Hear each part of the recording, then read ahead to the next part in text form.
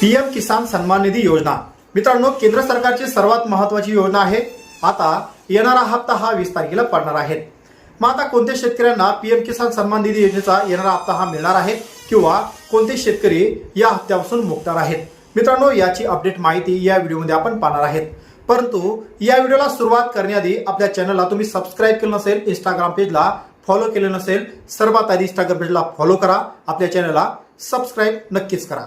तर मित्रांनो, पीएम किसान सन्मान निधी योजना ज्या शेतकऱ्यांनी अद्यापही फार्मर आयडी कार्ड काढला नसेल त्या शेतकऱ्यांनी 20 तारखेच्या आतमध्ये फार्मर आयडी हा काढायचा आहे। फार्मर आयडी ज्या शेतकऱ्यांनी काढला असेल त्या शेतकऱ्यांना येणारा हप्ता हा मिळणार आहे किंवा ज्या शेतकऱ्यांनी आयडी काढला नसेल त्या शेतकऱ्यांना हा हप्ता मिळणार आहे। आयडी कसा काढायचा मित्रांनो, आपले सरकार सेवा केंद्रावर जाऊन तुम्ही आयडी काढू शकता। आयडी काढण्यासाठी 3 कागदपत्र पाहिजे, तुमचा 7/12 आधार कार्ड आणि मोबाईल। तुमच्या आधार कार्डला मोबाईल नंबर लिंक असणं गरजेचं आहे। ज्या शेतकऱ्यांनी फार्मर आयडी काढला नसेल तात्काळ आयडी काढून घ्या आणि पीएम किसान सन्मान निधी योजनेचा मिळणारा हप्ता तुम्ही मिळू शकता।